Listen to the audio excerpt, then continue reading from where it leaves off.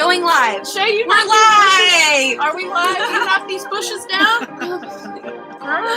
Probably with my butt. Listen. Y'all know we start the show however we start the show. What did you say? I need to lay down because my butt. Wait. Oh. I don't even know what's going on.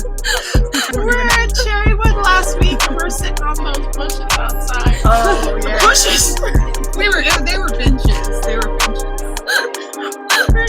If this tells you anything, if you were over on IG and I just popped in and did a live to just alert you guys to us going live over here, this is the energy today. So last week when we were at our meeting, we met with you. What are you doing?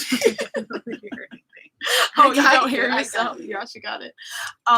You had left, and Shay and I were sitting opposite of each other on the benches. On the benches, on the bushes, on the benches, and she's like working away, and I just kept like moving side to side, and I lay down. I'm like, oh, forget it. I just lay down on the bench on the picnic table, and she was like, "You all right over there?" And I was like, "Yeah, I just gotta lay down on this bench because my butt." Said it like she was about 6 years old. 6 years old. And she was like, "I know exactly what you're talking about." My butt hurts. My butt hurts, so I'm doing work, like I'm doing deep work, like creating. We're building our empire. Laid out on a picnic table at a public restaurant. That's how we roll. The size of things lately. My eyes are straight up watering. There are a lot of messages that are like 107. I look over there and it's like, what? Mm-hmm. There are a lot of messages I think that are supposed to come through today through our exchange.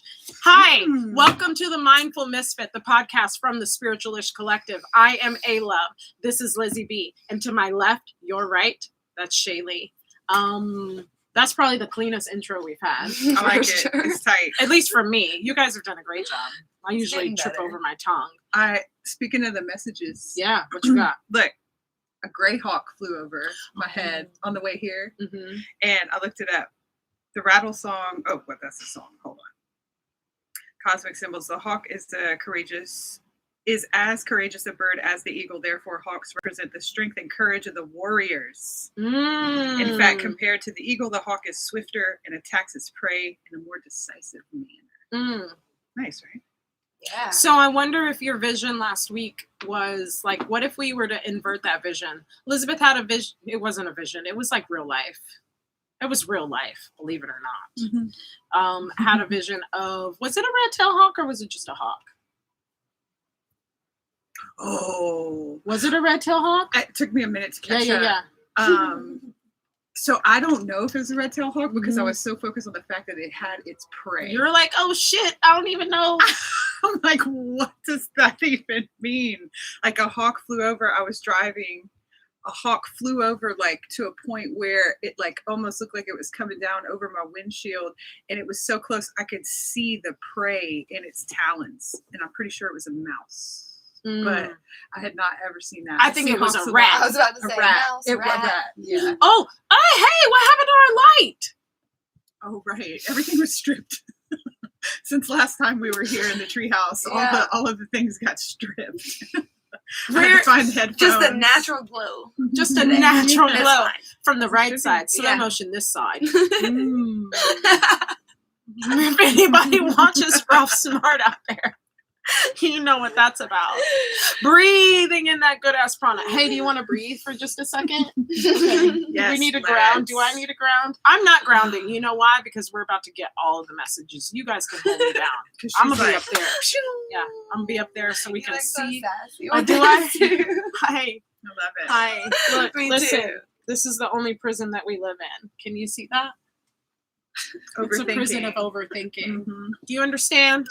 Do you understand that is a death sentence? Don't overthink anything. Just go with your heart. Feel it right in here. That's where we're at right now. Absolutely. Now, the piece of that we need to, there's another piece of that because it's easy to say, just go with your heart. But what if your heart is leading you in the wrong direction because you have no idea who you are? So figure out who you are first. Easier said than done as well. Yeah, big time. It took us a minute to get to the point where we Simple ain't easy. Where we are have an outline.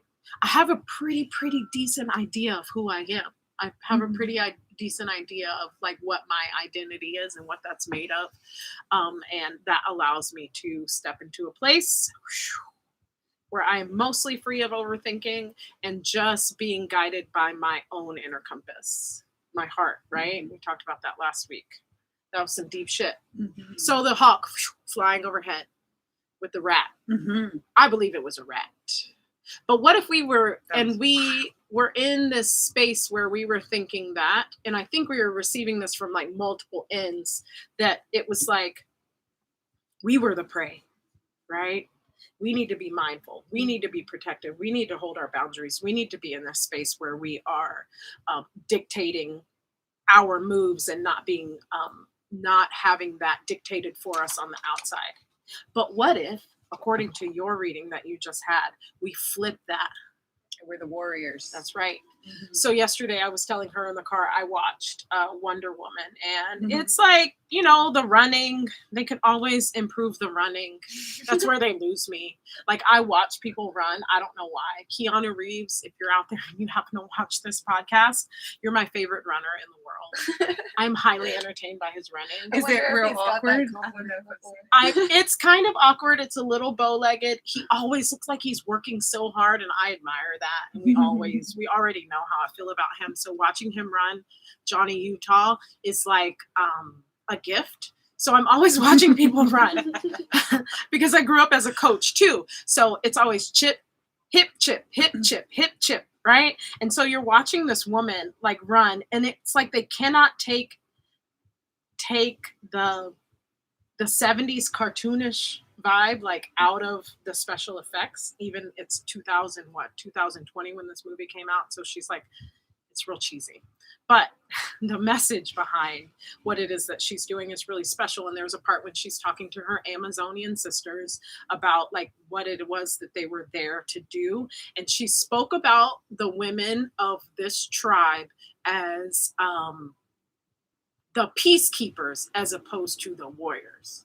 Like the warriors will fight, right? They're geared towards fighting, whereas the peacekeepers will only fight to keep the peace. And I like that a lot. Yeah. That's where I can relate to that part. Yeah, that feels real good to me too. I want to talk about some things that happened this weekend. How was your weekend? I feel like good. I looked at you on Thursday. Was it Thursday? We left class on Thursday. You were in class on Thursday evening? We didn't do it. Was it Thursday? Oh, God. Yeah, When did I see you? I was like, what did we do Thursday? When did I see you last? I feel like it was Thursday, but it was at Cherrywood. That was right. That was Thursday. Yeah. Right? We hit Cherrywood together. You departed early, and then Shay and I left a little bit later. After we left, it was like, oh, my God, I'm probably not going to see you. And then we went poof. And like you went to your world and you went to your world and I fell into my world, and we had, I think, probably 3 separate. We have not really talked about what our weekends were like. I feel like we probably had 3 completely separate. We obviously had 3 completely separate kind of whatever events happened in our lives. But I have a feeling, I know the way that things work, that we're supposed to talk about these things and see how they come together. Yeah. I know a little bit about your weekend. I was a little bit jealous because you were on the water, and water is a big thing. Given my messages that were coming through on Friday. The whales! Yeah. Everything is about the whales. How was your weekend? It was a great weekend. Busy. Like super busy. Lots of pet care? Yeah. And I feel like there was something I was going to mention. Oh, maybe it had to do with the exchange I had with this woman yesterday. It was kind of interesting. I saved a turtle. I think I'm officially a Texan now. I think that's the key, is when you've stopped your car because there's a turtle in the road and you save its little life. It's true. You've saved a turtle? So it's exciting. I have 2. Yeah. Like stopped in the middle of the road. I didn't even scrunch my face. Like, of course. I'm a Texan. See, that's what she's I saved a dozen turtles. She's like, I'm a Texan. So obviously, I save the turtle. So I feel like I got initiated into actually Texanhood by saving the turtle. Yeah, I was driving down the street. Thank you for your service. Yes, you're welcome. It's my pleasure. It's my pleasure. Past this, I saw a turtle. I was like, what? So I made a U-turn, and as I turned, the car that passed, it clipped it. So that whole thing was spinning, just the spinning. So sad. And I picked him up. I believe, because I consulted with a veterinarian afterwards. You went in after that. I did. I need to know everything there is to know about turtles. There was a little crack on the shell, but it was minimal. And it was bleeding. So they're vascular. I didn't realize that either. But yeah, I sent a picture to the all-knowing vet, and she gets back. She's like, I think it's a girl. And also, they usually cross the street to lay eggs. So don't put her too far from where you found her. Was that Dr. Stiles? That was Dr. Paula Baker. Oh, that was Dr. Baker. Oh, she is the turtle doctor. Yeah, she's actually in retirement, quote unquote, is working on the seashore with the Ridley turtles. Right. Yeah, so she does good work there. So immediately I'm like, I don't know what to do with this turtle. This is what I've done. This is what happened, and this is what happened. Oh. So I just put it back. I walked it across the street, and I put it like the shore of the pond to where I'm pretty sure it was coming from. Then I waited a little bit, but like stepped back, and then I saw her, and she got up and she walked back and went into the pond. So I felt like, all right, I'm a Texan now. I saved the turtle off the street.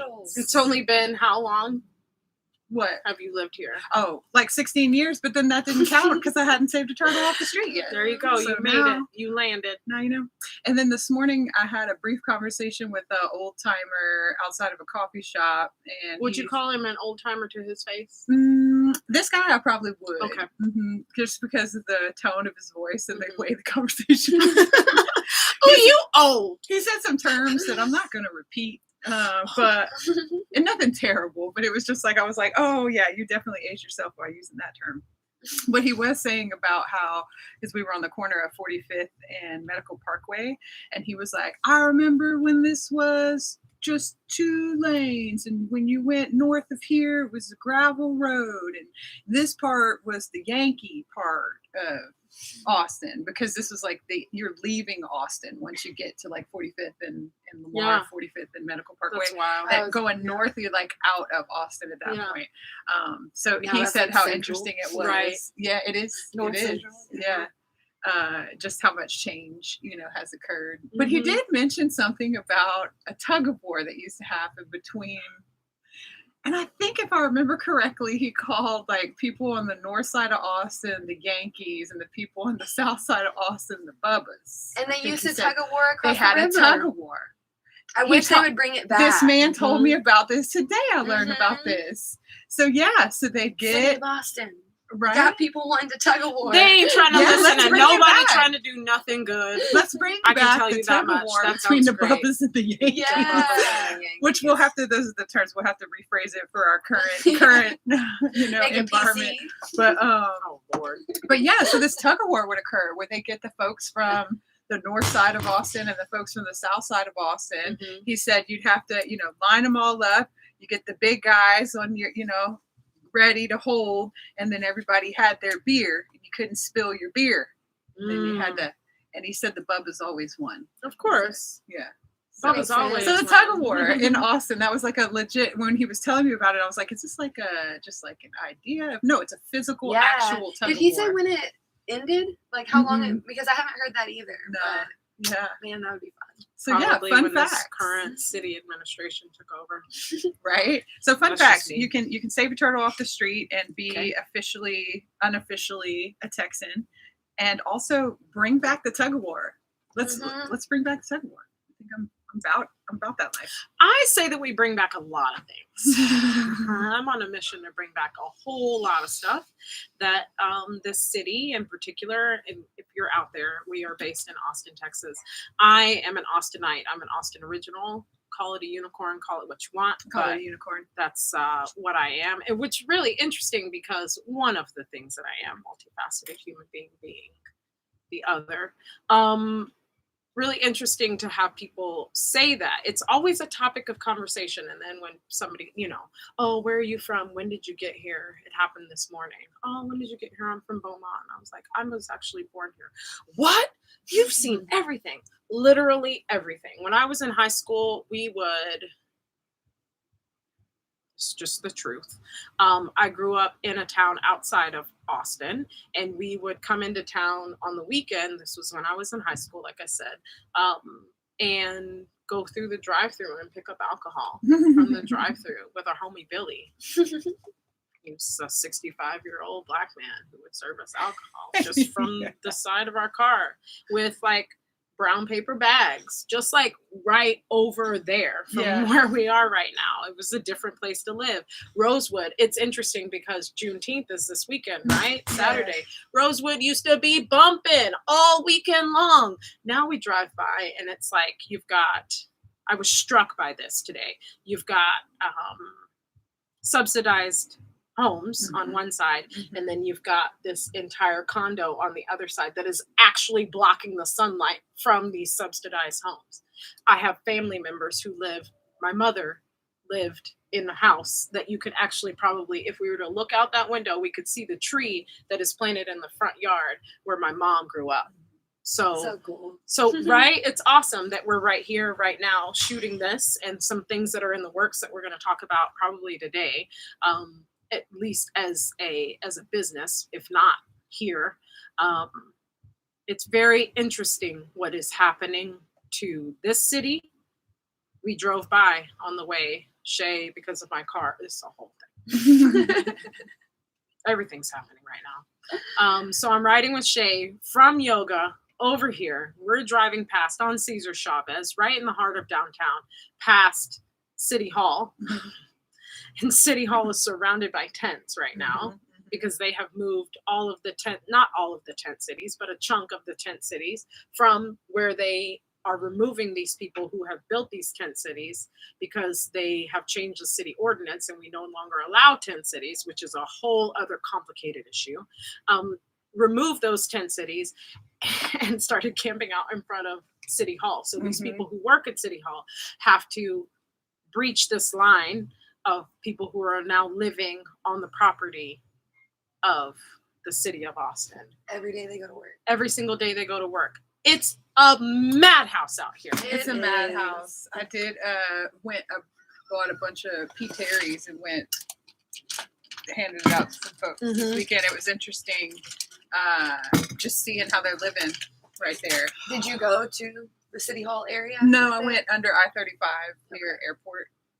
And it's like concentrated, you know? Yeah. Now, some of them have it set up where it's like almost like they're a couple of tents or like living spaces. Sure. So like one's like a sleeping space, one's like living so sometimes area. it'll be like one person with two tents, but then other ones are like couples and, you know, groups of people kind of living together. But even in one little section, I mean, I blew through 20 combo meals in 5 minutes. Just walk. I bet you did.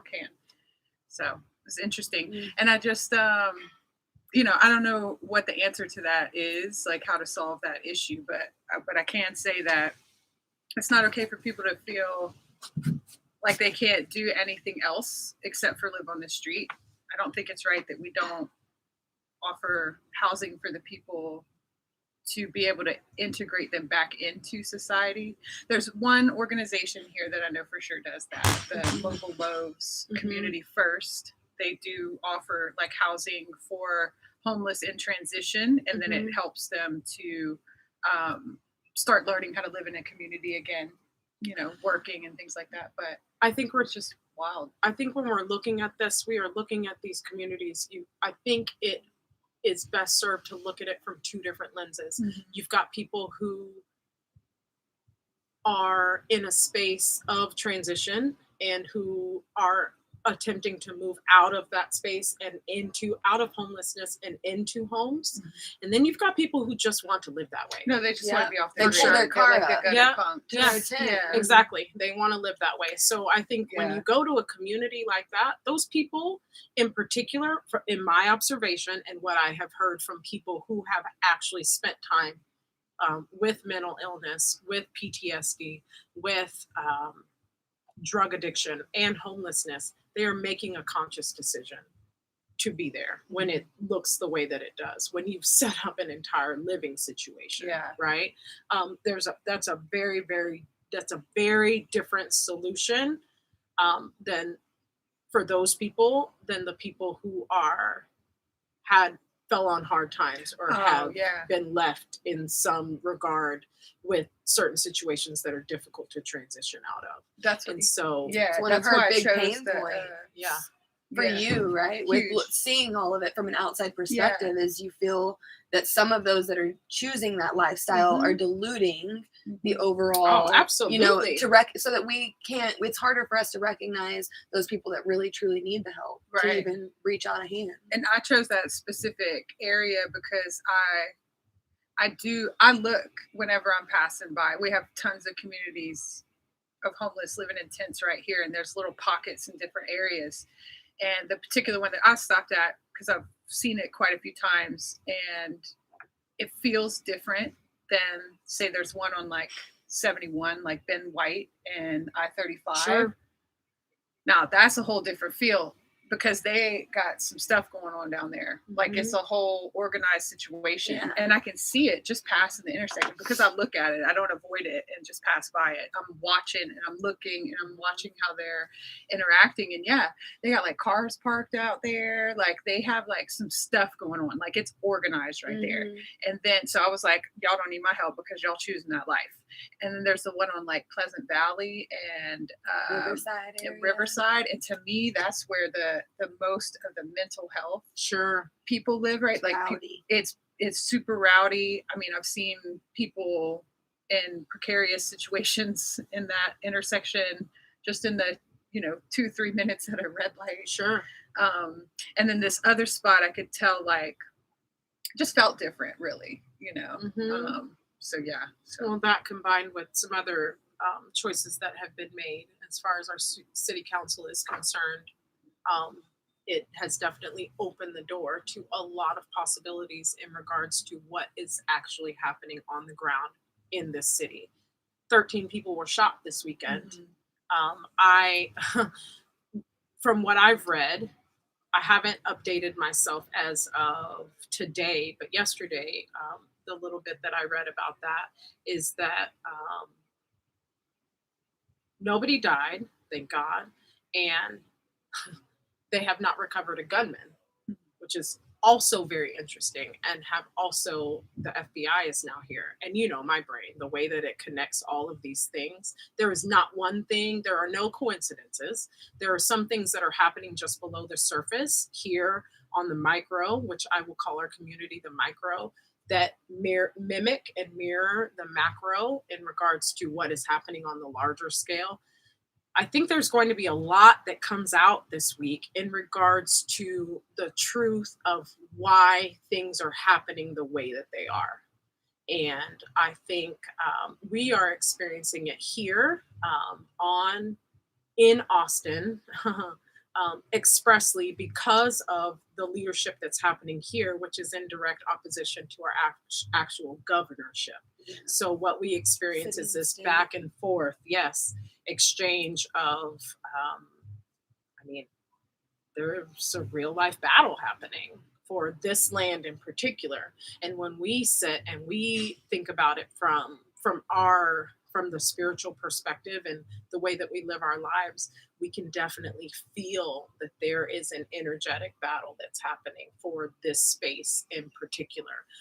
And it's very difficult to walk through the city and not understand that that's happening. Again, like you said, because you choose to look at it. How could you not be aware of things? And maybe I'm just feel like that's like a blessing for me to be able to see the things,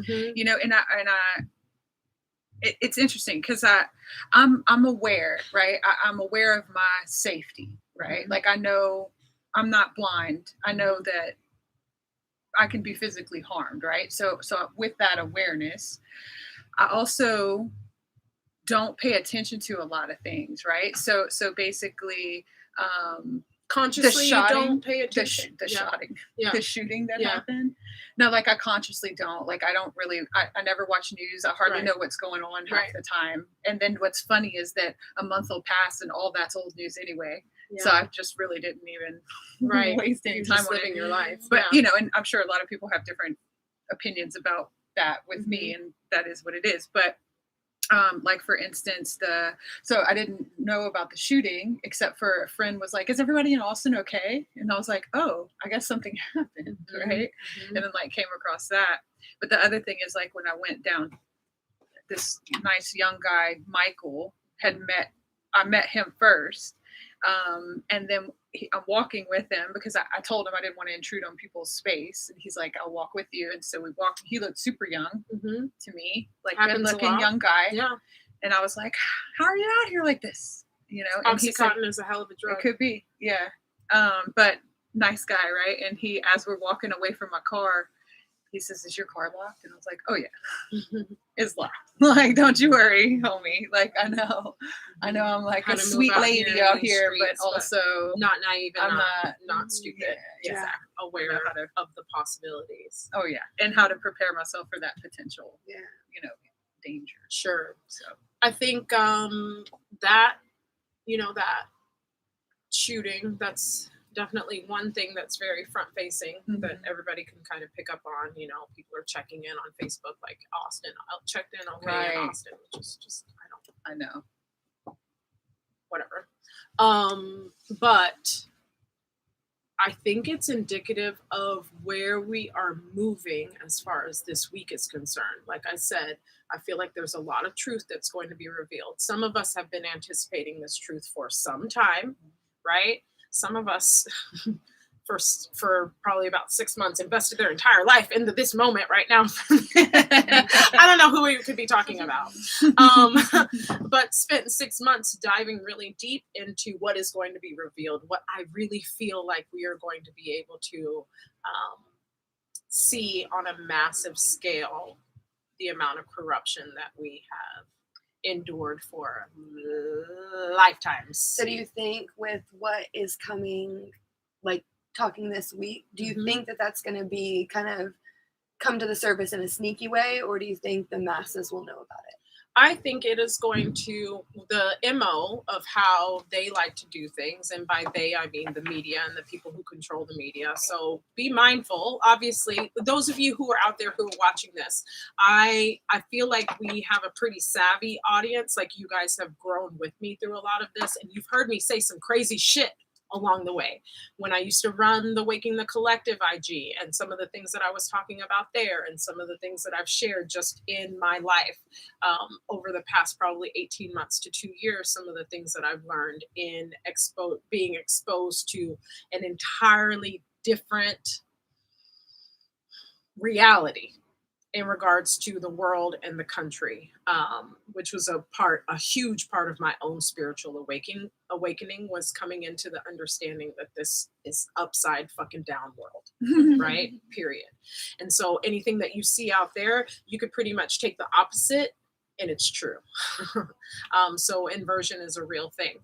Now, the way that they like to run things is to present you with something. They're painting this picture and have been of some time of what they want you to look at over here. Distraction, distraction, distraction, distraction, distraction, baka baka over here. Meanwhile, and this is like probably a pretty bad thing. This is rough over here to look at, but it's going to draw your to like hold everybody's attention, right? To draw your attention, to gather the fear, which they use to also capture your energy and then cycle it back and as their fuel source. So they're saying, look over here, when something incredibly huge is happening over here, that it might take some time for this big thing over here to leak, for us to really understand it. And even when we see it, because of the programming that has happened over here, we won't believe it.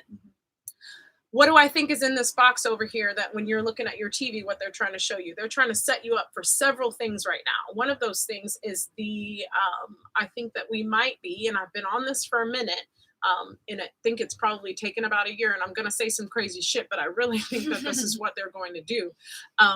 They've been trying to drip into our consciousness. They do that too.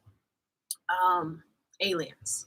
the arrival of aliens, right? And painting this picture of the aliens coming, right? Oh, in 2000, I'm laughing because like now they're starting to say that. Sorry, I'm all snapping things.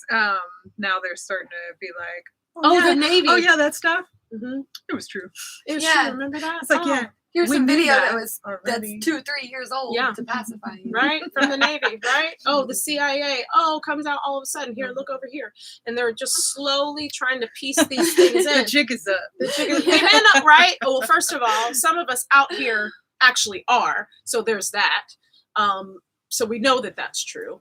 But second, using that as a distraction technique. Oh, everybody's, and also what they're going to do is going to start to create this atmosphere of fear around this. And so I think what they're going to do with the whole alien situation is fabricate some shit. It's not really going to be the aliens that are actually here. It's going to be these other ones that are not the real ones, but that's neither here nor there. Meanwhile, what's happening over here is this is what I really, really think is going to happen. And what they are not covering right now is how this current election is going to be overturned. And that, I think, is what is really ultimately going to happen right now. This morning in Arizona, in case you guys don't know, they are auditing several states right now in regards to election fraud. Yeah, that's happening. And it's huge. Huge. Arizona is already, it's looking like they're going to overturn Arizona. So this is going to ripple throughout the country. We already know the vitriol that exists between these two partisan entities, right? And one of them looks like it would be ideal for the most part until that thing got into office. And then we see what's happening with the instability in the stock market and what's happening there with our money, what's happening. There was peace in the Middle East 6 months ago. There was peace. They sat up there at the White House and signed peace treaty. And now we're at war in Syria again in 6 months. Tell me. Yeah, there's some nonsense up. I think we're about to see that. Now, what they will do to cover this whole situation that's happening over here, is be like, look, I got this rabbit in a hat. They will do that. They will pull the rabbit out of the hat. They will shoot the rabbit in the head. They will continue to pull the rabbit babies out of the hat. They will do whatever it takes in order to cover up what's happening over here, cover up the reality of the children of these politicians and what they're doing on this side. Don't be fooled. Don't be fooled by the nonsense. This is why coming into your heart and listening to your own understanding in regards to what you know, the truth of your own being, becomes the most important. Your connection to source, your connection to the universe, your connection to the people who are in your world becomes the most important thing, because that is where truth lies. And in our communication with each other, we can put the pieces together. What they want more than anything, what their biggest fear is that we will start, it's like mom and dad, right? When you're the kid and you're trying to wreak havoc in the home, what is the worst thing that can happen when you're trying to get away with nonsense? For them to disagree and not come like. Well, the worst thing that could happen if you are trying to, as the child, trying to get away with something, right? Is if the parents as if they're on the same page. If they come together and they have a conversation. Well, mom and dad, the masculine and the feminine within each of us, the masculine and the feminine out there in the world is starting to come together, and that is their worst fear. And there is not one damn thing they can do to stop it. Not one thing they can do to stop it. You let it. No. So even don't, I agree fully, exactly. And I'm glad that you said that about like discernment, like knowing yourself, because all these things are going to happen in your outer environment that are purposefully fear inducing, because that can control people. When you're under fear and duress, you can be controlled pretty well that way. So it's extremely important when all these wild things are happening across the states and the news is blasting every murder and misconduct and more that's happening, is that can induce fear amongst the masses. And so, but you don't have to participate in that. You can actually just not live in that world. And you know, the say this easiest way sometimes to and not people live are in that like, world that is to doesn't just make any sense. But I'm turn like, it nah, off. dude. Just Like, I turn it don't off. watch the news. Like, I actually don't know what the fuck's going on half the time. And look how happy I am. You know what I mean? Yeah. And also, it doesn't stop me from, like, it doesn't take away from my livelihood. Like, we can still function and manage and eat and help each other and build income and, like, grow businesses and be independent and all these things. And sovereign. Completely sovereign without participating in the fear-mongering machine that is well in play. We dipped out of that some time ago. I dipped out. Yeah, all the way. We're like, bye. I was talking to somebody this morning about like the way that I've lived my life over probably the past 18 months. My kids have never attended a school. They've never worn a mask to school. If they have worn a mask, it was because they were with their grandparents. And their grandparents were uncomfortable with the situation that they were in. And I think I can probably count on one hand how many times that has happened. That was really, really important to me, that my children, never saw me in a mask. Fuck that. That can fuck all the way off. You're not going to cover my face as their mother. I don't think so. My faith comes from a higher place. And if something that is moving through the atmosphere is going to take us, listen. You got this little mask on with this elastic back here covering, around your ears. Do you really think something on the level of the bubonic plague you're going to be protected against that with a bandana or a mask from Walgreens? Let's think logically about it. I realize we're jumping out here, but fuck it. Fuck it. This is about people's lives, and they are toying with people's lives and have been for some time. And I'm not going to sit back and not say my truth. Do you guys know who China Anne McClain is? I'm not sure. Okay, so China Anne McClain is an ex-Disney star, believe it or not. And there's a special class of Disney star, particularly the Black female actresses that have come through Disney that have been treated particularly poorly, I will say. And so she's gone through an entire evolution, and what she has to say about this current cycle, and how, there are so many truth tellers, in my opinion, right? This is the truth that I have received, right? This is the truth that as you guys have received it. There are so many coming forward because, and what the analogy that she used, which was from her father, which is great, is like, if let's say that you are at my house and I know that there are snakes in the yard. And you're going to go into my backyard and to go, whatever, you're going to go chill or sit. And I was not to tell you that there were snakes in my yard. What kind of person would I be? And I know for sure that there are snakes in that yard because I have had firsthand experience with those snakes in my yard. But I let you, a friend of mine, my sisters, go into the yard and not say anything about the snakes. What kind of person, what kind of character am I? I mean, you're not looking out for the homies. Not looking out for the homies. That is not love. Now, what I will do, I'm going to tell you, hey, there are snakes in the yard. I'm just letting you know. You can do with that information what you will. You're free to go into the yard if you like, but there are snakes out there. They got snakes out there this big. I remember the first time I heard Ice Cube say that in Anaconda. I thought I was going to lose my mind. Yeah, they got snakes out there this big. That's where we're at right now. I think that there is a lot of truth that's going to come out in regards to, now we're in this YouTube world now, right? And so we have to be very careful, which in itself is fucking ridiculous. I know. I've already thought about that so many times. I'm like, well, this episode's shot. But it's fine. It's fine. We're putting it out there either way. I don't think I said the B word. I don't think I said the C word. I did say the B word. And the M word. I will say too that I'm glad you tell me about the snakes in the yard. Yeah. And then I might still venture out in the yard. Yeah. I'm just gonna bring a knife. Okay. All right. You ready? Yeah. You ready? You know? Yeah. But also, if I'm not feeling up for that, I may just sit inside and avoid the yard. I mean, and just bypass. But I know what's not gonna happen is you're not gonna judge me for either taking my machete out to the yard with the snakes or sitting inside and avoiding the snakes. And I I know know the that- other thing, you're not going to sit inside avoiding the snakes and sitting in fear.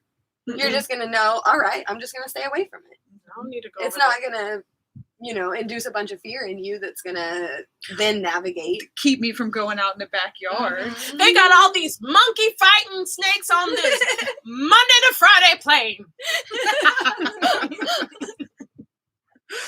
No, we are avoiding all the snakes. But I mean, and that in itself is indicative also of the inversion, because a snake, it's interesting that is the analogy, because the snake, if you were to go way back, the snake is creation and transformation more than anything. It's I forget the Ouroboros. Is that the medical? Oh, Caduceus. yeah.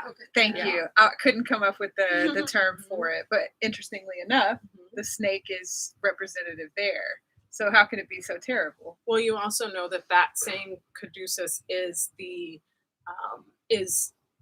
visual representation of Kundalini energy. Kundalini energy is awesome. The most powerful healing energy, I believe, that exists. I mean, think about how we move through that energy with booty and what happens in just an hour spent with really managing it in a way that is effective. I mean, it carries people. What did homegirl say when she was leaving class today?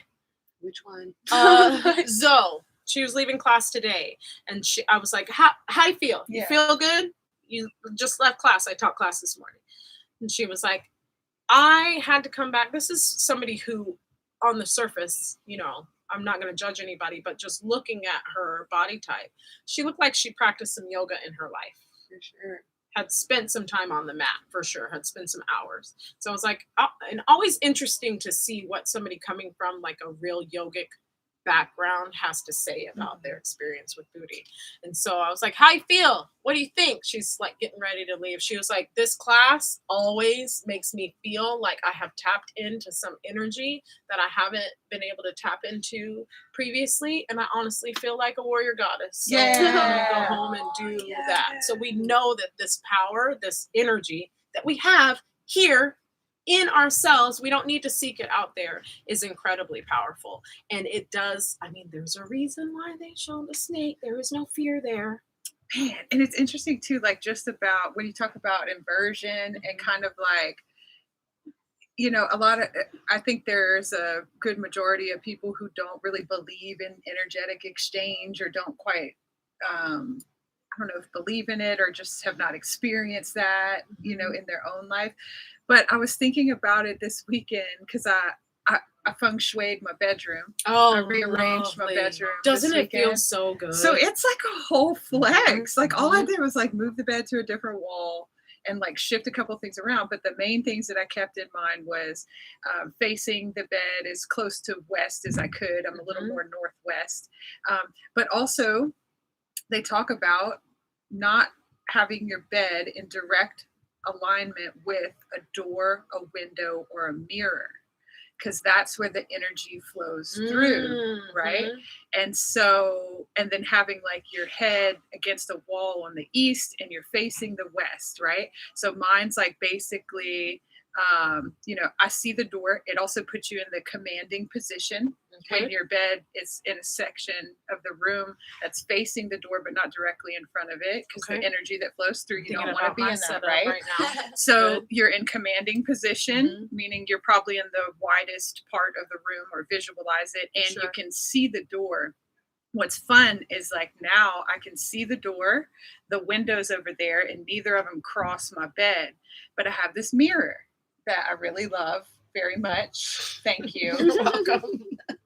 And the mirror I wanted there too. So ultimately I put it toward, it is facing my bed, but it's toward the foot of my bed. So now when I'm at the head of the bed, I can see the door, and then I can see the door in the mirror. Oh, too. that's some powerful stuff. You got some triangulation Girl, happening. and I was feeling like, yes. And then also the mirror, what I read about is that ideally you don't want an antique mirror, because that mirror carries the energy of the past. That's right? a straight up portal. Yeah. Yeah. And so I'm feeling like I got it down. I got it down, but about that on Instagram. What made me bring Oh my that God, up, really? and I still haven't looked into it, but I Oh. will. That's a whole.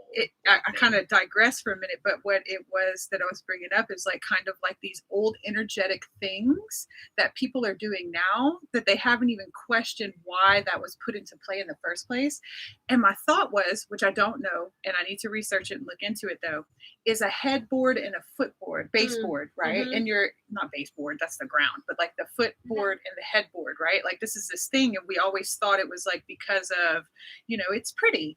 Right, Girl, but I I've wonder been just if it has thinking to do about with like saving your energy. traction. Well, that too. But I'm saying like, what if that board at your feet and the board at your head preserves your energy? It probably It does. doesn't allow things to come in or go out of like while you're sleeping. So I'm gonna look into that. I'll report back on what I learned about the headboard and footboard. I do know that it should be wood. Mhm. Above anything else, definitely, because of the grounding. So in that regard, for sure. And 4-poster, when you think about like that's probably the way that it could go.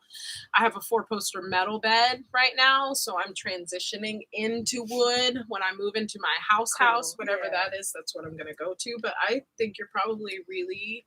I might be onto something, right? Yeah, for sure. Definitely It's onto just my something. head. You Yeah, that's squeeze. why I took my glasses off too. It's just one of those things. Hi, it's Okay, coming then. like wah, wah, Yeah. wah, wah. Oh my god. It's I'm like, I gotta pushing take from everything off of my everywhere. head. I can't have anything Everywhere. on right now. What are, because I know that you are really in tune with this, just because of your own energetic makeup. What are you feeling in your body right now? What do you feel? Strange. Yeah. Yeah, especially the past couple days, Mhm. which I know coming off of the weekend that I had can be some of that too. But it definitely feels strange, like in a transition. Mhm. Like something's coming, don't really know what, something's shifting, don't know what it's gonna look like, but it's like in between. But in an excited way, not in like a fearful, not in like a anxious, but in like a good. Yeah. Yeah, like excited. Yeah. You spent some time in the water this weekend. Yeah, How which did is that always feel? great. Always good. I saw you. I mean, it was jet skiing, so it's a little bit like hey, this is intense grounded with spiritual. it, but- We can get our water time in, like Yeah. super action. I'm down with Yeah. that. I saw Stand up you. jet skiing. Oh, so even a whole better. nother animal, but Yeah. it's fun.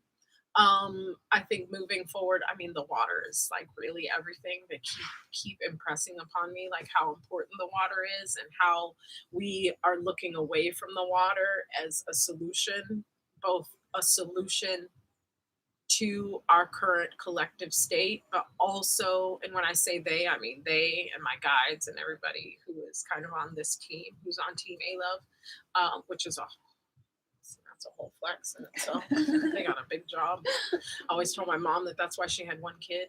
Oh, It was yeah. a big job.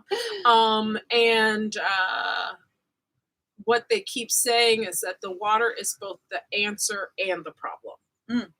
Makes Interesting. sense. We've Yeah. trashed our water. So We've, maybe like the problem disrespected is it, the like left and right. We have trashed our water, but our water has also been trashed, and it is a conduit, a direct conduit from those who do not have our best interest at heart to be able to pump into us directly whatever they want to. Yeah. So when you're looking at archaic things that we just do, that we have adopted, I mean, the water, the spigot that's in your kitchen is probably the number one thing that you should honestly be taking some second looks at. We know we don't drink out of that. No, Not we at our don't house. drink out of it. Like we'll right? be dehydrated before we drink out of we that. literally sure. will become dehydrated before we drink faucet water. Yeah. That happened during the snowpocalypse. Yep. I was like, The only reason we like trekked out in it was like we gotta get water. Yeah, that's it. Yeah. So if those of you who are out there, this is not fear, but definitely do your research in regards to, which is, I mean, it's nice to say do your research, but the problem is when you go back to do your research, the information that's available oftentimes is outdated. It's not easily accessible. And there is an element of falsification to a lot of the information that's out there. There are some Texas schools, mind you, are just, they have not had an audit of their plumbing and piping systems ever. It's just now happening. And I have some crazy statistics on what they are finding in the water that is going into our children's schools. This shit must stop. I'm on a whole other, like, they, you know, we've all been going through this transition, this transformation. I think it's very key, obviously, that Sonia was here when she was here. It feels like the culmination of, like, we're coming into, like, our own closing stage where our wings are coming out, and I am not going to be quiet about the a little bit. You feel that a little bit? A little bit. I'm not going to be quiet about these things anymore. The water is key, and if we can, if you only need to look at just this kind of fact alone, and then take it up the rungs in regards to municipalities and regulations. I posted on my Instagram, I think it was last night, that in Texas and Florida, you can legally and also use as a tax write-off your own, you can create your own rainwater collection system and have it at your home for you to use, right? And then you can use that as a tax write-off. Awesome. Also, simultaneously illegal to do so in Colorado and California. Which is, I feel like a lot of places. Oh, for sure. That's just my Okay. minimal. This is just like confirmed for me just this weekend in one conversation that I had. Now, if we were to dig a little deeper, you guys are welcome to please email Please let me. us know. Yep. connect@beingalove.com or thespiritualishcollective@gmail.com. Send us the information. We want to see it. Because I know there are some waterheads out there that I personally need to connect to, and that we all need to connect to, because the water is everything. And the whales are talking big shit to me right now, and they have been for some time. So I'm listening. I hear you. But that's just there. Now, if you were just to follow the water, you just follow the water and you can see where the corruption goes. Flint still doesn't have clean drinking water. I was about to say, yeah. You look at the corruption of these cities, particularly these chocolate cities. I'm going to go bring it back to Katrina, too, when it comes to water, and when you're talking about, like, the not regulating or over-regulating or irregulating, but, like, the whole city got flooded because the levees couldn't withstand and had not been looked at, evaluated, improved on for quite some time. So it was like waiting for that to happen. Just waiting for it to happen. Yeah. You know? Just sitting. And those people sat in that water for 10 days, I think, floating in there. Follow the money, follow the water. Yeah.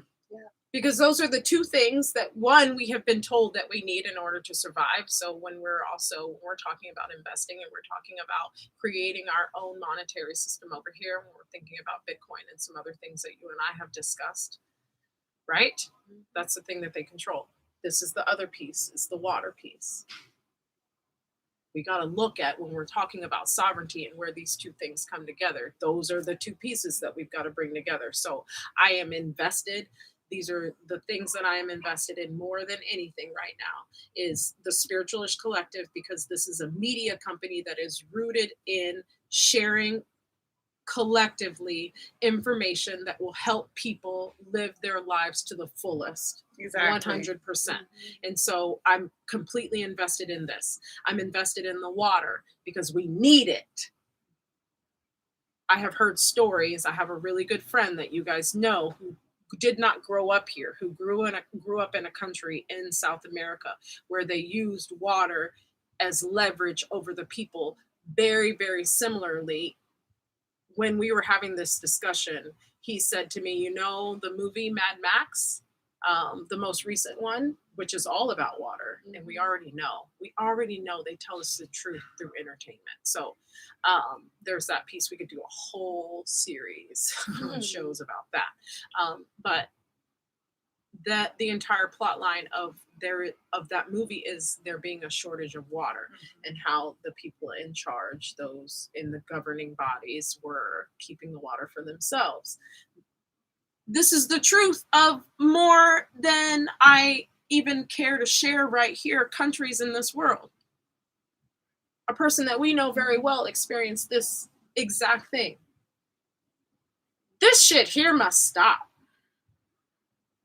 It's not okay. And I'm not looking away from it anymore. I'm not going to not talk about it anymore. I'm not going to mask it. I'm not going to act like it's not happening. And I'm going to get next to people who are about changing the things that we're doing. This is what we're here for. Yeah. And it's nice to be awake and stand up in that and have have what's in my heart align with what's in my throat and what's coming in from above as well. And that being able to push that out in through my heart into my vibratory frequency and drawing to me the people who I know are supposed to be a part of what it is that we are doing and how we are collaboratively going to help each other share this same message of not just survival anymore, but thriving, and how much more we deserve than what we are receiving, and how we have on the micro within us individually have accepted less, and how that has affected the macro because we have collectively accepted less for far fucking too long. Yeah. And I think it pops off this week. And I feel like I'm that peacekeeper. Like when you talk about the different warriors, right? I'm that peacekeeper. So I'm going to try to navigate this in the most mutually respectful, kind, compassionate way. But don't get it twisted, because I will pull something out of my back pocket. Also. But I will reserve that for if I'm in danger or people around me that I love and care about and are trying to protect are in danger. Otherwise, I'll just be real sweet about it and really stubborn and not cave on what I believe to be true. Yeah. You know? Yeah. But I probably won't fight with you about it or argue about it. We can talk, respectfully debate. How open to you are? What did I just say? How open to you are? How open am I to? How open? Sometimes the translation comes in a little sideways. They speak in Spanish. Sometimes they're like, bitch. Like they're talking over each other. This one over here is trying to. But wait, I'm in line. I have a question. I need for her to answer this because it's going to lead to another thing. How open, say it again, Shay. How open are you to the possibility that you yourself will be also have your paradigm shifted? Oh, I'm open because that's the whole thing about like sharing with other people, and especially people who don't see things eye to eye with me, or like that respectful debate with people who have a different view on things. Yeah. So I'm open because I'm constantly learning, and I know that the more information that I receive, it may shift my perspective on certain things. The key is for me to be really sure about who I am intuitively and in my heart, and know for sure what I want, what I believe to be true, what in my experience has been proven true, and like faith and all those things. So being really staunch in like who I am and where I'm at when I'm opening myself up to a debate with somebody who has new information for me, different information for me, because I'm not going to close that off, because I want to hear it. I want to hear it all. I'm open-minded, like give me all the stuff. And then I can take that and integrate it in a way that that works, you know. Discern and integrate. Yeah, exactly. Yeah. Is there any subject that you, either one of you, feel like you don't want to know the truth of? Yeah. No? The thing is that I don't like to find out that something I suspect that's heinous is the truth. Yeah. But I would rather know the worst truth than be fed a lie. I would rather know the worst truth about a person, about this life we're living, about everything. I want to know. And I may be real sick when I learn what the I can truth tell is, you this much. Protect the children at all costs. Every time. At all costs. They matter more than anything. And that's the child I learned so much from them in you as well. Like our own child, our own inner children, our own inner child. And as we go through the things that we're experiencing right now, we are healing in the midst of this moment our own inner children, and then healing the line going all the way back as we heal that child, the children who were also left behind because of this fucked up programming that we're in as well. And so you said something about compassion. Absolutely, as people come into the truth. Yeah, Well, 'cause compassion that's about the hard. babies. Inside each of us, For though. sure. So even talking to a full adult, knowing that their child is inside of them. What is this? Oh, I have to put my Do you want to do your thing? Yes. So I'm going to just draw as we are kind of moving through. And if you have been on for any period of time, that's the snake spirit. They're not playing around. They're not playing around. They have some messages that they want to share. Time to heal. With us. Yeah, it is a time to heal. What number is that? 55. Horse spirit. Horse spirit, yay. Inverted. Freedom is yours. Grasshopper spirit. If we do this, right? Yeah. Well, okay, so this is what I think. We're here in this stage. It's time to heal with the snake spirit. I don't think I'm quite done yet. Okay, let me pull these. Okay. Scoot. Yep. So far the snake spirit, I'm just gonna rattle them off and then I'll tell you what I think. Grasshopper, horse spirit inverted, and then grasshopper spirit. No, we're not gonna take that. We're not doing that. It's gonna have to come out a different way, you guys. Man, I don't know. This is totally off Cool subject, one. probably, Cool, and that then could also be. probably still in the same subject, even though it seems different at first. But I was thinking on the way here about men. You know, I think about the men a lot, and I was just thinking about like half of them can't even cry. Like they actually physically cannot be brought to tears. Like half of them can't cry, and the other half that can are ashamed of it.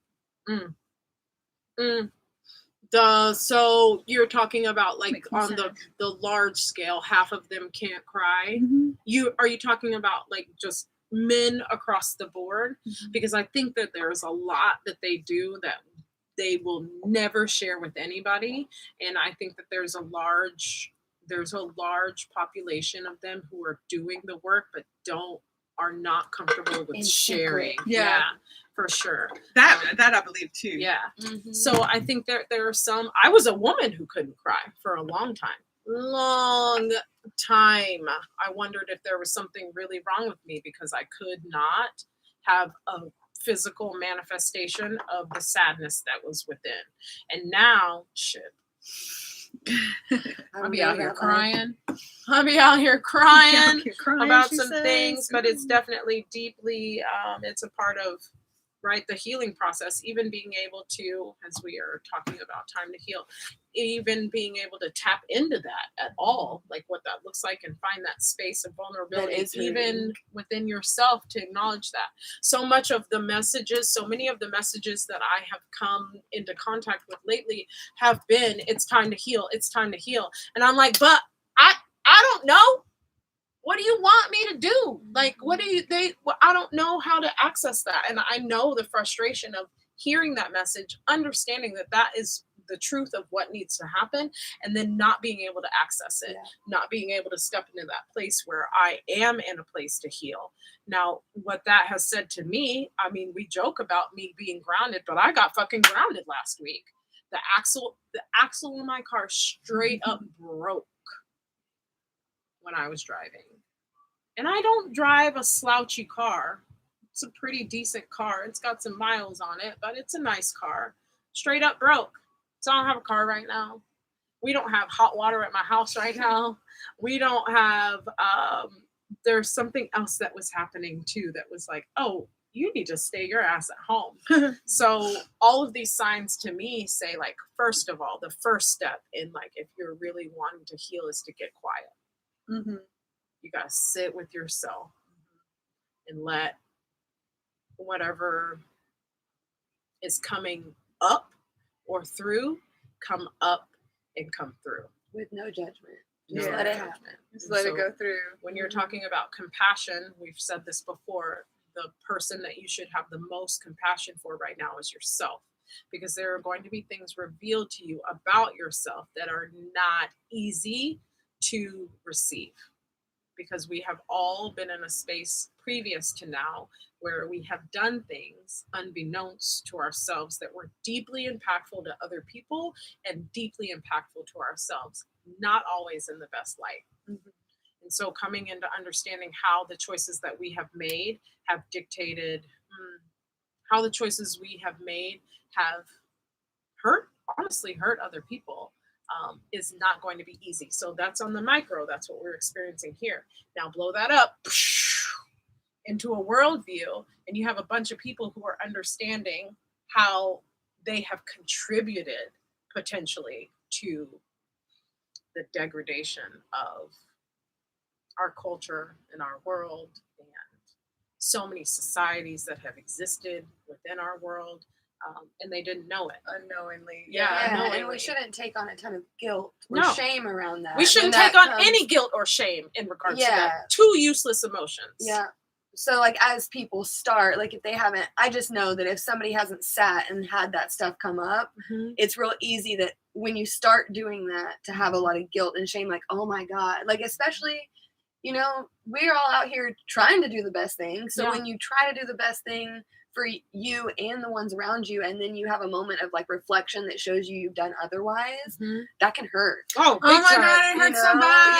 Yeah. So not I- to like yep. lay on that shame Mhm. and doesn't serve anybody. Exactly. Oh, I remember having a conversation with you one time. It was so enlightening too, and it was around the whole Black Lives Movement thing, right? Are we going to talk about it? Or are we just going to sit here and act like it's okay for us to say that one life matters more than another when it is not the case? We're all a bunch of fucking aliens out here living on Yeah. one planet together. Do not get it twisted. Unity over everything. I just need to say that because No, I'm I'm sick of glad. that too as Yeah. well. And it was around that time, and I just remember there was like verbiage I used that I wasn't even aware of, and it wasn't like specific words or Sure. terms. It just had to be like with the way I was thinking. I was like helping, Mhm. and then thankfully we could have an open, honest conversation Oh, that about inversion. it, I remember that. right? And I Yes. was like, I couldn't had no believe that idea. I had no idea Yeah. that I was like part of the problem, basically, you know, with not wanting to admit that, Yeah, right? passively but not being contributing. aware of it. Like, and it's specifically what it is. So I'm not like tap dancing around it anymore. It was like I was passionate about like helping people, right? Like help people. And I remember we talked, and you were like, "We don't need no help," and I was like, "Damn right, y'all don't need no fucking help out here." And then just that phrase of me saying that was like something that was impactful in a negative way, but and hurtful in some ways, and I had no idea, you know. So yeah, so it's just yeah. Just I'm going to keep give you moving some about the homework. I I don't know if I got time for homework, but I think you would really enjoy looking into this No, homework, I and I'm will. going to challenge the I'm gonna people jot it out there down to look into so I don't this forget. a little bit too, in regards to what is happening with the division and identity politics and separations there. Critical race theory. Ooh, Ooh, okay, they banned that yeah, As well, they right? should. Some I fucked think up they shit. did. I think Yeah. they banned it being taught in school Yeah. in Florida. Right. Just recently, just this past week. You want to talk about inversion? Go ahead and do that. We can talk about that on after Juneteenth. How about Yeah. that? Yeah. Talk about that I was on like, that we day. are already at our 1 hour Yeah. mark. that we were trying to hit. trying Yeah. to. I have a really good friend who 107. is on. Of course, it is. Just yeah. I have a really good friend who's on one of these coasts out here. I'm not gonna blow up their spot, but when we get that voice modulator and we figure out how to do that, we're definitely going to speak to this person. They are personally experiencing something very, very impactful in their own lives in regards to critical race theory and how insidious, another word, like put it on the board, things that you can put on the board: integrity, compassion, insidious in regards to how real evil, and I'm not talking about the darkness that exists in you that you have not shed light on. That is just parts of you that you need to look at. I'm talking about actual beings, creatures who I really truly believe that human beings are not capable of this level of evil. I really believe that in my heart. I feel like it has been shown to me that that is the case. But we occupy this planet with a lot that does not share our DNA. That's just a fact, right? And so some of these creatures exist in real positions of power and have for a really, really long time. And so one of the things that they are best at is inserting themselves into these positions. What's funny? Sorry, Why are you tripping? Because I just love this. You're like, yeah, we're doing it. It's happening. Oh my God, She gets shit again. You're like, it's coming. Okay, I've got to giggle. So a That's lot me of stirring the pot. creatures who are out here walking around like you and me, but we do not share in the same hope for humanity that they do, right? And so it's real sneaky and has been for a really, really, really, really, really long time. So insidious is definitely a word that needs to go up on that board too. Just be mindful out here. Come back into your heart space more than anything. So we'll put that on the board too. Put a pin in your heart. Put a pin in your heart and just remember.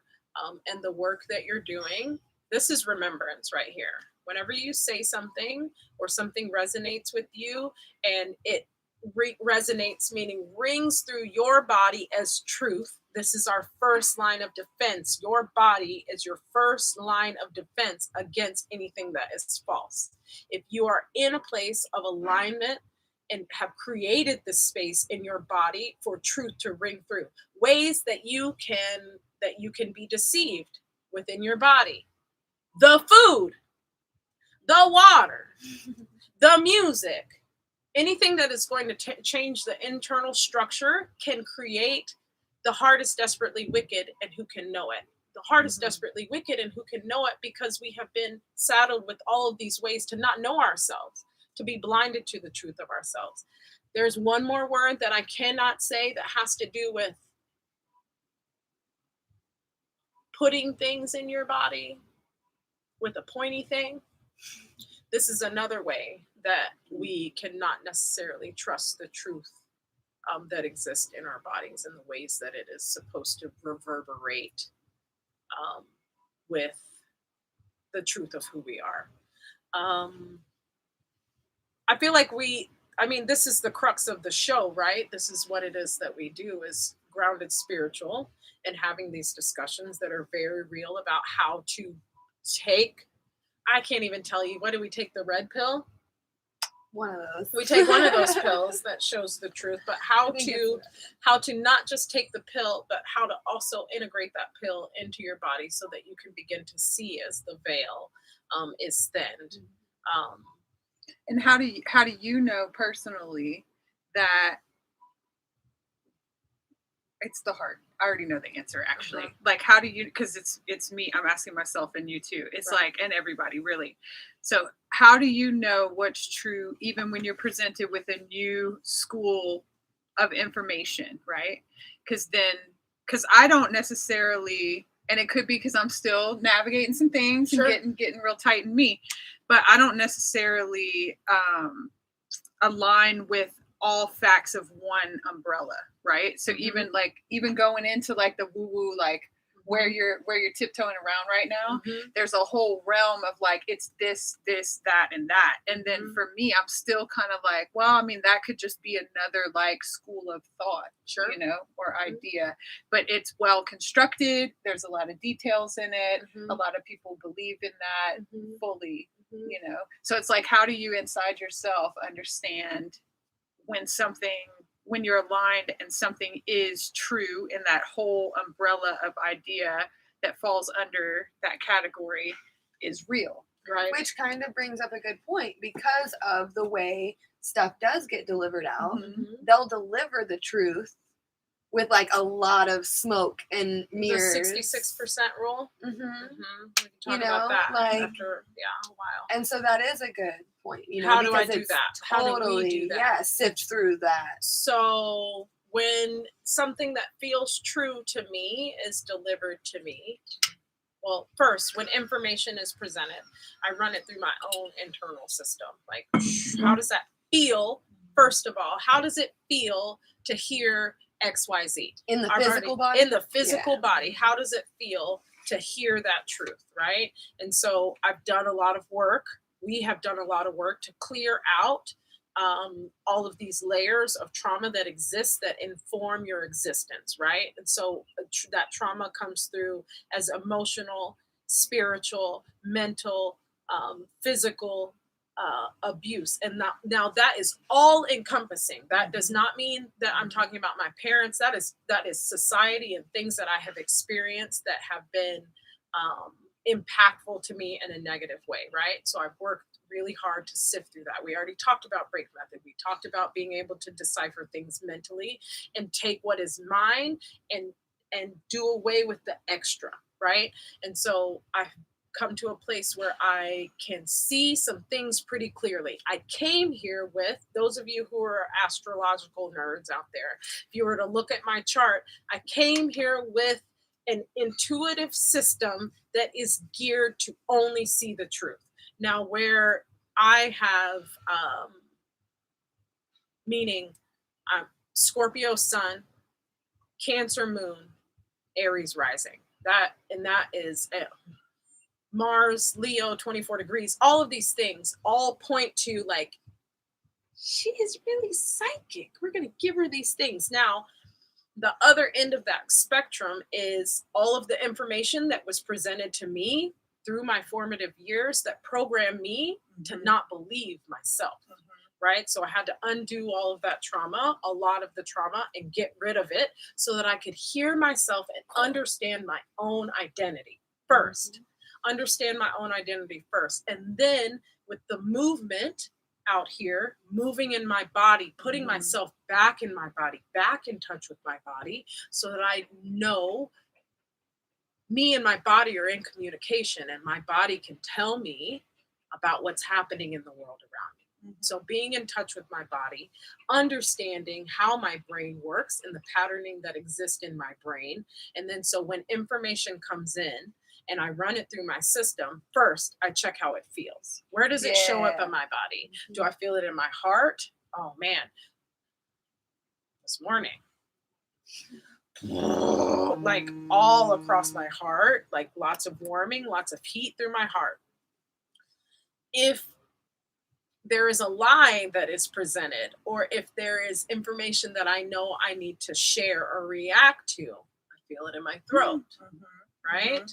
If there is an extreme, like maybe subconscious connection or psychic connection that happens, I feel pressure in my head. I like, okay. Yeah. I feel pressure right here. Yeah. I feel pressure back here. If there is something that I need to just trust myself with, even though I don't know the answers to it, I feel it in my gut. Yeah. If there is something, like if I'm in a state of creation and allowing channels, allowing for spirit to co-create with me, I feel it in all of my ovaries and all of my cervix and my uterus and all of my female parts. I feel it in my second chakra, like big time. If I feel like I want to have sex, chances are I need to make something. And not really necessarily another human. Not necessarily another human. I need to make something. I need to be writing. I need to be creating art. I need to be moving in my body. If I feel something that, if I feel like my home or my space that I exist in is maybe compromised, or one of my children is, there's some questions there, I feel it in my root, right? I feel it in that space where those things are the foundation of those things exist. Sometimes that means that you got to purge. Sometimes that means you got to pee. That whole fight or flight thing, and how you feel in your root chakra when you're presented with something that is challenging, that's real. We got to get in our bodies and start to read these messages that are coming through, because like I said, that's our first line of defense, understanding how these things exist in our bodies, number one. And then this is where that the next piece honestly has nothing to do with me. When I receive that information and I'm running it through, I start to see, I'm paying attention, I'm starting to see how these things, whatever the idea is occurring in the outside world. And it starts to just show up as confirmation, right? We talk about coincidence, we talk about serendipity. I don't believe in it. I've just seen too many times how things have lined up. I'll get a psychic hit or I'll have some information come in, and then I will see it with my own two eyes happen over there and be like, did anybody else just see that? I just finished saying how we needed to heal right here. Oh, there it is. And how the snake is healing, the first card that we pulled. So then you start to see the evidence. The universe will always show you. It's just a matter of we talk about the veil being thin, this thinning of the veil that exists over our eyes so that we can see the truth. You have to do all of this work. This is where it comes back to Jesus. Now, why does Jesus matter? And why? Well, he matters for a lot of reasons, but he came here. When people say that Jesus saves, I don't think previous to now we have had the words to articulate how he actually did that. And he came with a whole host of cohorts who were doing the same thing. John the Baptist before him, Elijah, Mary Magdalene, Mary, his own mother. These are our people who were not the Son of God, but who also came equipped with the ability to heal themselves from the inside out. He came as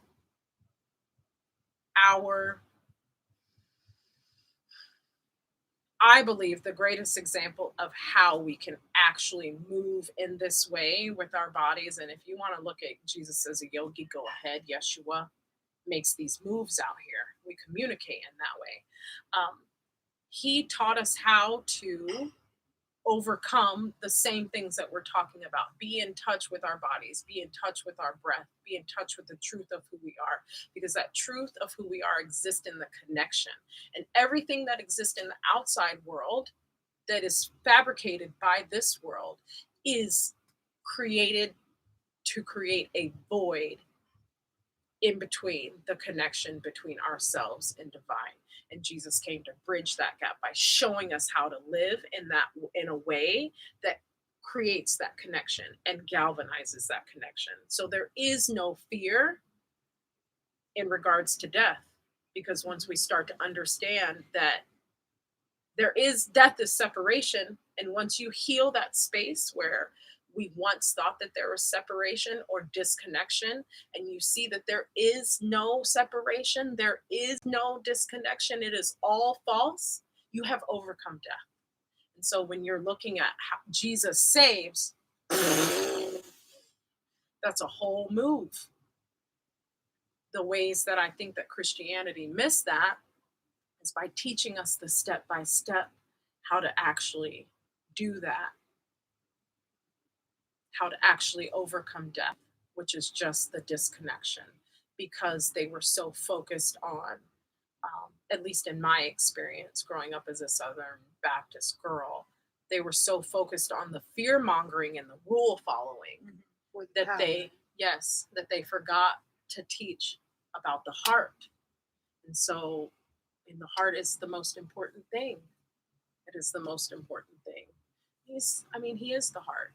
So when they talk about accepting Jesus in here, it's a trip, first of all, and you know this, for me to even be talking about Jesus right now because of the journey that I've been through. But my own testimony is one of like coming full circle and really being able to see and understand how the red words really, that's one of my favorite things that you've ever said to me, by the way, how the red words are really everything. So yes, I'm glad I asked you that question, because I knew that you would unpack it in the way you did, and thank you, because that was beautifully articulated. Oh, you're Probably welcome. help the people. So I mean, I basically, hope I what help would the people. Jesus do? I mean, it's so silly, right? To be, what would Jesus do? And we're so afraid to say that as a society and to even And this one, accept that it's as simple as that. this one, the show notes should say trigger warning. Every trigger you've ever had is We may get a lot of like with you. on this I love side. it. We're Let's see how not it goes. we're not holding back anymore at all. Okay, so let's do We're this getting real a lot quick. more comfortable out here Yes. in the YouTube universe. That's right. We'll see what happens, how banned we are. Snake Yeah. Spirit is asking us to heal on a massive scale. And it's asking us, this is what's funny about it. You don't have a choice. You don't have a choice. The things are coming up. You will either make yourself sicker or you will invest in your own holistic health, because you don't have a choice. It's coming to the surface. You don't get to dictate the way this viper moves. And if I'm you're sorry. in that muck and don't know where to go to or who to talk to, you just know you don't want it to make you sicker, reach out. Because even if it's not us, we're good at putting people where they need to be. That's exactly right. Guidance. That's what this is about. Yeah. Teaching and guidance, for sure. Okay. So the horse spirit came inverted. This is my favorite card. Were we talking about this the other I day? got it at Cherrywood. Yeah, You held it for me. It matters a lot. So freedom is yours, but it's inverted because we don't believe that it's true. It has always been up to us. Look at these numbers. 55, 33, which is Yeshua's number. We've got a 30, sorry, Shay, with the grasshopper spirit. And then we've got a 44, reclaim your power, with the panther spirit. You got 33, 44, 55, and 30. Yeah. Yeah. That's great. So horse spirit, freedom inverted, because we don't think it's possible collectively, but it is possible. You have to, a lot of it has to do with your belief and your inner belief system, and not looking away from the truth that you know that exists, and really trusting the information that's coming through, really honestly putting 2 and 2 together and discovering that 2 and 2, you've been told that it's 4, but it's not really 4. It's infinite. It's so much more than that. It's so much more than that. Grasshopper spirit, take a leap of faith. They're really playing around over here today. So taking a leap of faith in this belief system that you are establishing with yourself once you are in this healing space and you have understood that freedom is actually yours, and you have had compassion for the fact that when you understand that it has always been yours. It has always been yours. It is always up to you to release the things, to go through the steps, even though it is scary, to release the things that no longer serve you. You can do that at any moment, at any time. At any time. We've talked before a lot about how I think in the beginning you were somewhat apprehensive, both of you, I think were somewhat apprehensive about like the timing of the healing. Like in some ways it felt like insurmountable, like, oh, it's going to take me some time to do X, Y, and Z. No, it can happen like that. If you choose it. If you choose it, it can happen like that. That's out there too. There are some of you watching right now who I know personally who are struggling with their belief that they can change their life. You have to adopt it as a belief in taking a leap of faith, having faith that there is something greater out there that is in ultimate support of you and your soul and wants to see you win, because it's true. It and wants we've been to see you taught otherwise. Like that's why the children are so important, because we come in and we know, and then we're told through experiences, and it happens to all of us. And it doesn't matter what the home life was like, what the environment was like, whatever the scenario is, the same thing happens where we believe that we cannot trust our intuition, and something happens in that growth phase, that youth part of our life, that again, we come in, we know we're connected, we know our intuition is correct, that we are stardust. And then we're told or taught, or our environment changes that belief. And then we have to like peel back those layers and then get back down to it, because that's the only way you'll know what's true and real and how you can establish your own faith. Absolutely. And last, I think the culmination, this is perfect. I had a note yesterday, just that there are definitely big cats in my, we know this is true, that there are big cats in my field, in my vibratory field, on my team. And I will say this, one of the most important things that you could do for yourself is sit in meditation and ask who is helping you. Ask. And you don't ask this. You tell the ones that are not there for your highest good to leave. They have no business and no dominion in your space. You are a sovereign being and they need to leave, first of all. Second of all, ask them who's out here helping you. I've had several come in and tell me, we know about Link. We know about my grandmother is very, very prominent right now. She's come through, and she, I think, is the old lady who's in the rocking chair. Oh, nice. Smoking her cigarette, talking shit. That's definitely her. And then several others who, one of which is my girl's aunt.